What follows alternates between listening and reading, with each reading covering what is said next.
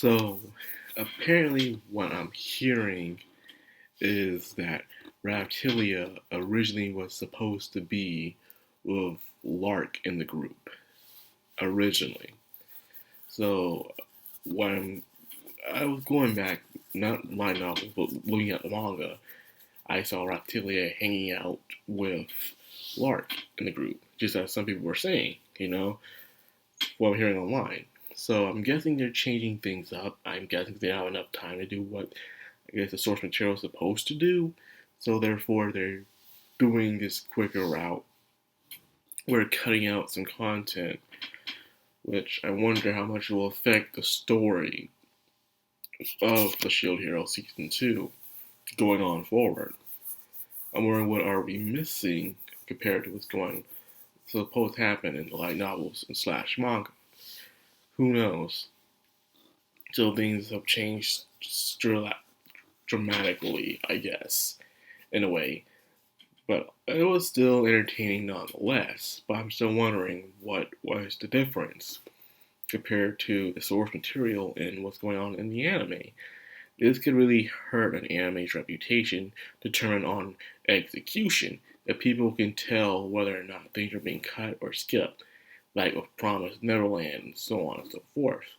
Um, Things do feel pretty nice so far in this new arc. We are in the second episode of the new arc, and people seem to still enjoy it, especially the what's going on with Nafumi and Reptalia, and of course, new character, um, Kizuna, and her personality.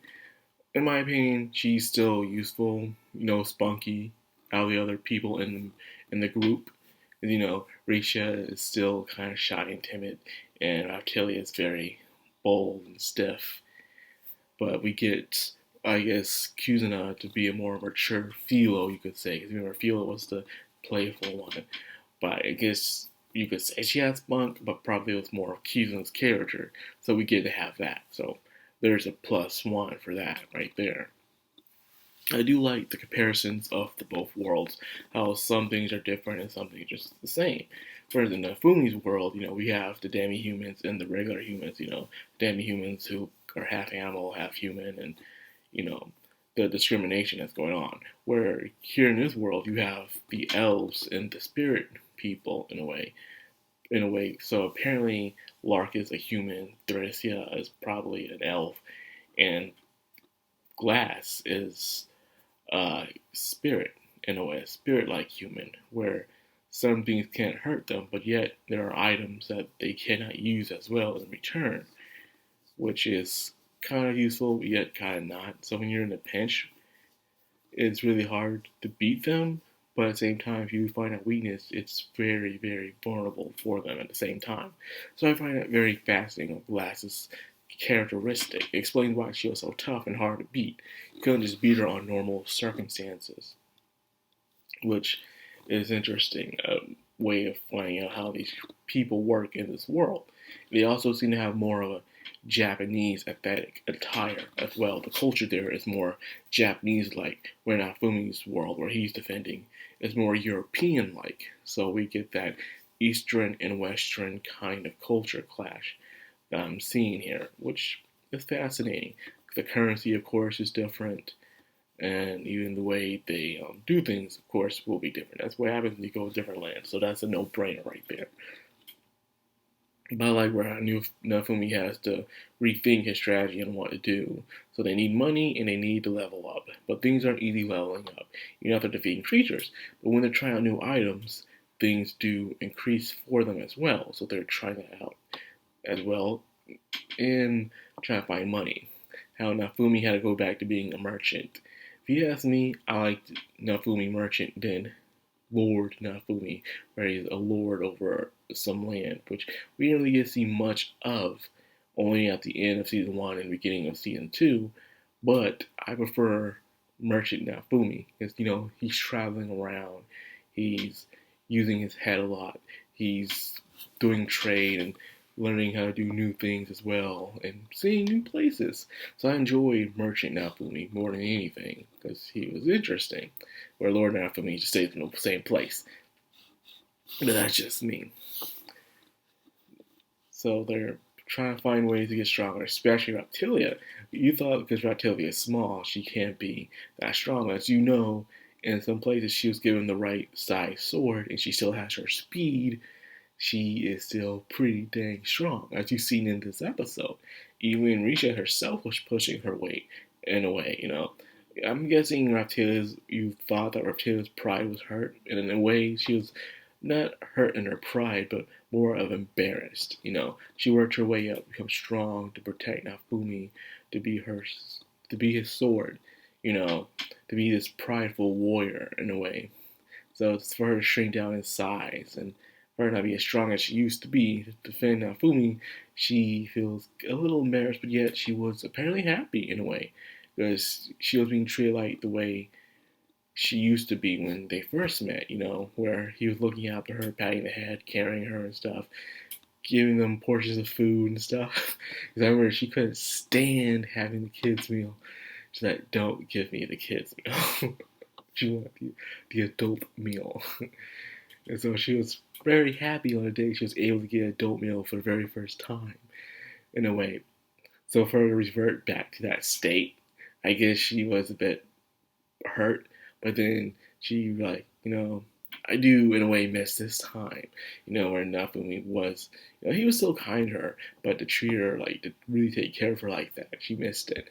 So she was a bit happy about that. So that was nice, a nice little eye opener right there. You know, they're on their way to find this hourglass in order to teleport to where they need to get to, until they found this dude who proposed himself to be a vassal, a weapon vassal, but it turned out that was a lie. That they're looking for an hourglass, and it was just trapdoor after trapdoor while being chased by guards, only to find out it was a trap by that awesome dude, Kyo. Kyo, despite what you think about him, he's a pretty nifty villain, you know. He is smart, he is cunning, he never reveals all his cards, you know. He'll even give you something in order to take something away. He allowed Raptilia to stay on that team so he can set up this trap right here and now as they were about to go be teleported by the hourglass. Turns out Raptilia can't be with them, so she can be left behind for God knows what's going to happen to her. And for Kyo to have that evil laughter just echoing in the room, like, dude, that's some grade A villain work right there, man. Setting up traps, just doing it all, mocking your enemy, seeing them their face in despair. Come on, I don't get any more villainy than that. So I'm enjoying QA as a villain. You know, we had Mine as a villain, but she was good at manipulating people in a way. And even though she wasn't very good at it, if you ask me, because even people she was hanging around were suspicious of her. And the fact that they still hang around her, despite what she does, is just completely bonkers in my head. I just think Mine was only seemed like to be a good antagonist only because she had stupid people around her, like really dumb people around her, that keep falling for her trick, despite her being, her cover being blown of being this person that's always up is no good and wasn't even trying her best at it. She'll get caught right-handed so many times, and people are dumb enough to still follow her. It's like, you people need a brain or something. But Kyoe, you know he's up to no good, so you can't trust him, so you're always on your toes. But even then, he still has to find some way to get you. That's what I like about Kyoe so much. He has that brains, man. And I enjoy that. So since he has that knowledge, he's always looking down on people for not being smart enough to catch up to him. So I do like that. And him having his plans a little thwarted from the last arc did hurt him, hurt his pride. So there he goes with an evil plan. I like this. It sucks what's happening to Reptilia, but at the same time, Kyoe. Nice plan. So anyway, that's all I got for this video. I hope you guys enjoyed it. If you did, like, comment, subscribe, and of course, hit that bell icon to tell the background on Madcrownxox. Signing out.